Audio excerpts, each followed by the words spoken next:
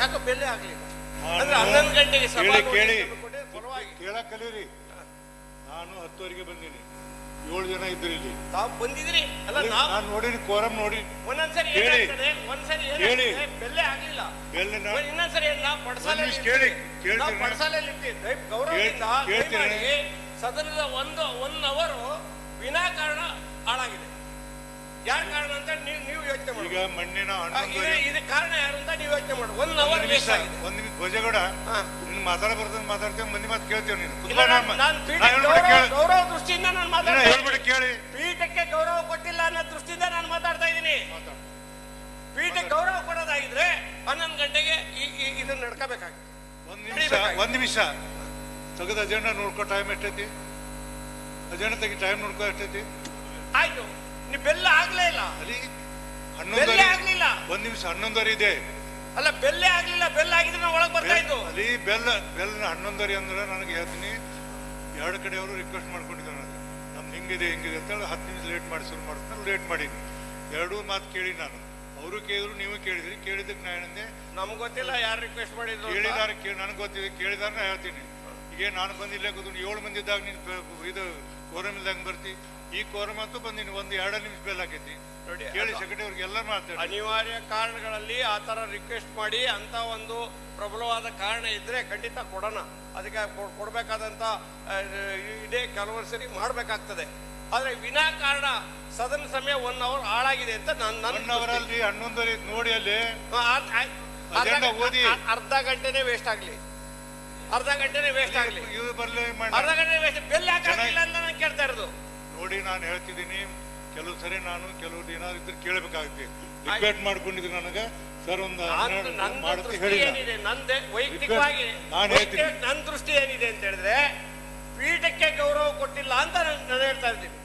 ಪೀಠಕ್ಕೆ ಗೌರವ ಕೊಟ್ಟಿಲ್ಲ, ನೀವೇ ಅದು ಗೌರವ ಕೊಟ್ಟಿದ್ದಾರೆ ಅಂತ ಹೇಳಿದ್ರೆ ನಾನು ಕುತ್ಕೊಂತೀನಿ.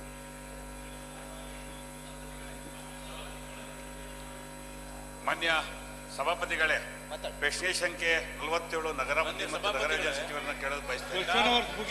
ಕ್ವಶನ್ ಅವರ್ ನೀವು ಮಾಡಿ, ನಾನು ಬೇಡ ಅಂತಿಲ್ಲ. ನನ್ನ ಭಿನ್ನಾಹವನ್ನು ಸ್ವಲ್ಪ ಕೇಳಬೇಕಾಗುತ್ತಾವು. ರಮೇಶ್ ಬಾಬು, ಮೊನ್ನೆ ದಿವಸ ನಿಲುವಳಿ ಸೂಚನೆಯನ್ನ ಮಂಡಿಸಿದ್ವಿ. ಅದನ್ನ 330ಕ್ಕೆ ನಾನು ಟ್ರಾನ್ಸ್ಫರ್ ಮಾಡಿದ್ದೀನಿ ಅಂತ ಹೇಳಿದ್ರಿ. ಆದ್ರೆ ನಾವು ಅದನ್ನ ವಿರೋಧ ಮಾಡಿ ತಿಮ್ಮಾಪುರ್ ಅವರ ರಾಜೀನಾಮೆಗೆ ನಾವು ಒತ್ತಾಯ ಮಾಡಿದ್ವಿ. ನಾವು ಪ್ರೊಟೆಸ್ಟ್ ಮಾಡ್ತಿರ್ಬೇಕಾದ್ರೆ ತಾವು ಅಡ್ಜೆಂಟ್ ಮಾಡಿ ಹೋಗಿದ್ದೀರಿ. ಈಗ ಅದು ಮುಂದುವರೆದಿದೆ ಅಂತಂದ ಮೇಲೆ ತಾವು ಅದಕ್ಕೆ ಉತ್ತರ ಕೊಡಬೇಕು ಮೊದಲನೇದು. ಅದಾದ್ಮೇಲೆ ನಮಗೆ ಅವಕಾಶ ಕೊಡಬೇಕು, ಅದರ ಚರ್ಚೆ ಆಗ್ಬೇಕು. ಈಗ ಆಮೇಲೆ ಒಂದು ವಿಷಯ ತಮ್ಮ ಗಮನಕ್ಕೆ ನಾನು ತರ್ತಕ್ಕಂಥದ್ದು, ಈಗಾಗಲೇ ನಾವು ಎಷ್ಟು ಸಾರಿ ನಿಲುವಳಿ ಸೂಚನೆಗಳನ್ನ ಮಂಡಿಸಿದ್ದೆವು. ಎಲ್ಲಾ ಸಂದರ್ಭಗಳಲ್ಲೂ ತಾವು ಅದನ್ನ ನೀವು ಬೇರೆ ಬೇರೆ ಇದಕ್ಕೆ ನೀವು ವರ್ಗಾವಣೆ ಮಾಡ್ತೀವಿ. ಹಾಗಿದ್ದ ಮೇಲೆ ನಾವು ನಿಲುವಳಿ ಸೂಚನೆ ಕೊಡ್ತಕ್ಕಂಥದ್ದಕ್ಕೆ ಇದಕ್ಕೆ ಅರ್ಥ ಏನಿದೆ? ಯಾಕೆ ಮಾಡ್ತೀವಿ ನಾವು? 330 ಅಡಿಯಲ್ಲಿ ನಮಗೆ ಚರ್ಚೆ ಕೊಡಿ ಅಂತ ನಾವೇ ಕೇಳ್ಬೋದಲ್ಲ, ಅದನ್ನ ಯಾಕೆ ಈ ರೀತಿ ಮಾಡ್ತೀವಿ? ನಮ್ಮ ಅವಕಾಶಗಳನ್ನ ದಯವಿಟ್ಟು ಕಚ್ಕೊಳ್ಳೋದು ಬೇಕಾಗಿಲ್ಲ. ಯಾಕಂತಂದ್ರೆ ಇವತ್ತು ರಾಜ್ಯದ ಸಮಸ್ಯೆ ಇದು. ರಾಜ್ಯದಲ್ಲಿ ನಾವು ಹೇಳ್ತಿದ್ವಿ, ನಮಗೆ ಬಂದ ಮಾಹಿತಿಗಳ ಪ್ರಕಾರ 4,000 ಕೋಟಿ ಎಕ್ಸೈಸ್ ಡಿಪಾರ್ಟ್ಮೆಂಟ್ ಅಲ್ಲಿ ಕಲೆಕ್ಷನ್ ಮಾಡಿಕೊಟ್ಟಿದ್ದಾರಂತೆ.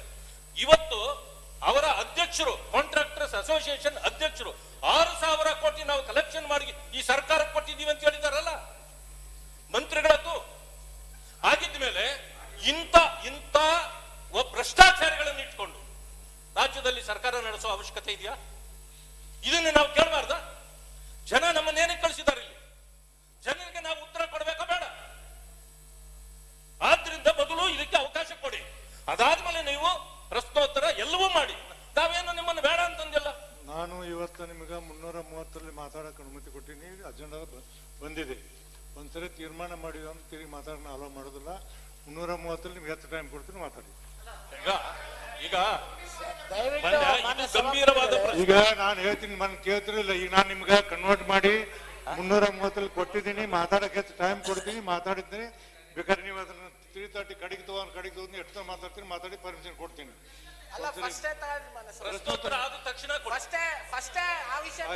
ನೀವು ಕೂಡ ನಾ ಮಾತಾಡ್ತೀನಿ. ಎಲ್ಲ ನಿಮ್ಮ ಮಾತ ಕೇಳಿ ನಡಿಬೇಕು ನಾನು ಸೌತ್ ಇಲ್ಲಿ ಅಲ್ಲ ಅದಾದ ತಕ್ಷಣ ನಿಮ್ಮ ಮರ್ತೀರಿ ನಾ ಅಂತೂ ಇಷ್ಟು ಹೇಳ್ತೀನಿ ಮಾನ್ಯ ಸಭಾಪತಿಗಳು ಕೇಳಿ ನಿಮ್ಮ ಮರ್ತೀವಿ ಇಲ್ಲಿ ಪೀಠಕ್ಕೆ ಅಗೌರವವಾಗಿ ನಾವು ಒಬ್ರು ನಡ್ಕೊಳ್ಳೋದಿಲ್ಲ. ಮಾತಾಡಿ ಒಬ್ರು ಮಾತಾಡ್ತಾರ ಅವ್ರು ಮಾತಾಡೋ ಗೌರವ ಕೂಡ ಕಲಿಯೋಕೆ ಕನಿಷ್ಠ ಪೀಠಕ್ಕೆ ಅಗೌರವ ತೋರಿಸೋದು ನಮ್ಮ ಜಾಯಮಾನದಲ್ಲಿಲ್ಲ, ನಾವು ಮಾಡುವುದಿಲ್ಲ. ಈ ಪೀಠಕ್ಕೆ ಯಾರ್ಯಾರು ಗೌರವ ಕೊಟ್ಟಿದಾರೋ ಅದು ಹೆಂಗಿದೆ ಅಂತ ಆ ಚರಿತ್ರೆಯನ್ನು ನೋಡಿದ್ರೆ ಗೊತ್ತಾಗತ್ತೆ. ಪೀಠದಲ್ಲಿ ಇದ್ದವ್ರನ್ನ ಎಳೆದು ಬಿಸಾಕಿದ್ದು ಚರಿತ್ರೆ ಇಲ್ಲೇ ಇದೆ, ನಾವೆಲ್ಲ ಮಾಡಿರೋದು.